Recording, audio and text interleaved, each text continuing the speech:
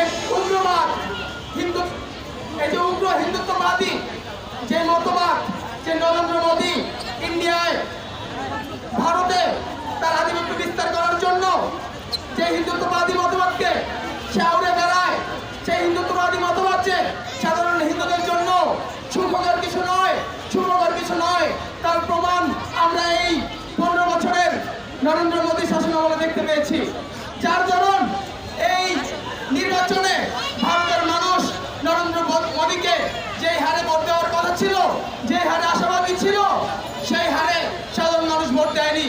সেখানে ভারতের সাধারণ মানুষ এই যে নরেন্দ্র মোদীর যে সন্ত্রাসীগিরি, সেই খুনি মোদীর বিরুদ্ধে তাদের যে মুক্তির সংগ্রাম, তাদের যে কণ্ঠস্বর জানাবাদ ছিল, তাকে দমানোর জন্য তারা একটি রাজনীতি আমার দেশে করতে চায়।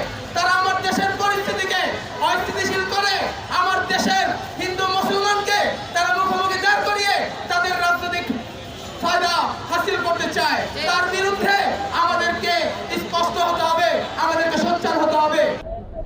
গত কয়েকদিন আগে আমাদের পার্শ্ববর্তী রাষ্ট্র ভারতে বাংলাদেশের যে হাই কমিশন, সেখানে ভারতের কিছু উগ্রপন্থী সন্ত্রাসী হামলা চালিয়েছে।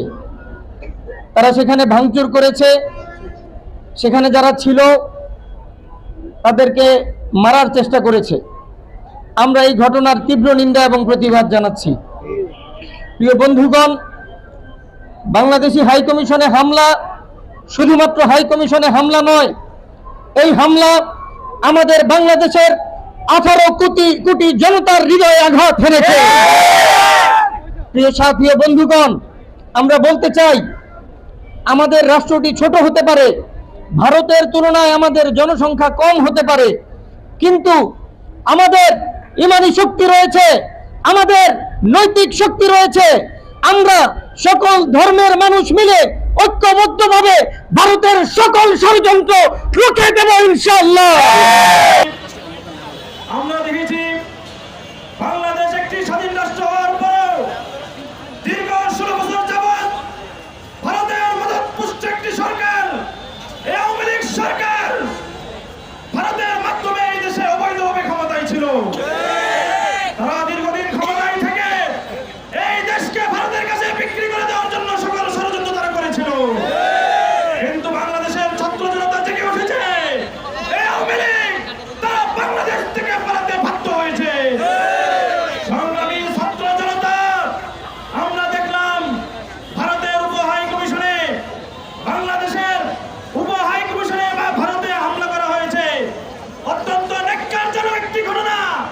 একটি হাই কমিশনকে নিরাপত্তা দিতে ভারত সরকার কিভাবে ব্যর্থ হয় আমাদের বুঝে আসে না। এটা কোনো ব্যর্থতা নয়, আমরা মনে করি এটি একটি পরিকল্পিত ঘটনা। বাংলাদেশের সাথে তারা একটি যুদ্ধ বাজাইতে চায়, ফেসিবাদের সাথে আঘাত করে বাংলাদেশের মধ্যে একটি সমস্যা তারা সৃষ্টি করতে চায়। আমরা স্পষ্ট ভাষায় বলতে চাই, বাংলাদেশের রামরাজত্ব কায়েম করার স্বপ্ন তোমাদের ধূলিসাৎ হয়ে গেছে। বাংলাদেশের ছাত্র জনতা ঐক্যবদ্ধ আছে। ভারতের কোন কালো চোখ যদি বাংলাদেশের দিকে তাকায়, সেই চোখকে উপরে ফেলে দেওয়া হবে ইনশাআল্লাহ। আমাদের হাজারো ভাইয়ের রক্তের উপর দিয়ে যে নতুন বাংলাদেশের যাত্রা আমরা শুরু করেছি, সেই যাত্রাকে ভুলণ্ডিত করার জন্য, বাংলাদেশের মানুষের মর্যাদাকে বিনষ্ট করার জন্য চারিপাশে নানান কুচক্রী, নানান ষড়যন্ত্রের মহল আমাদের উপর চেপে বসার চেষ্টা করছেন।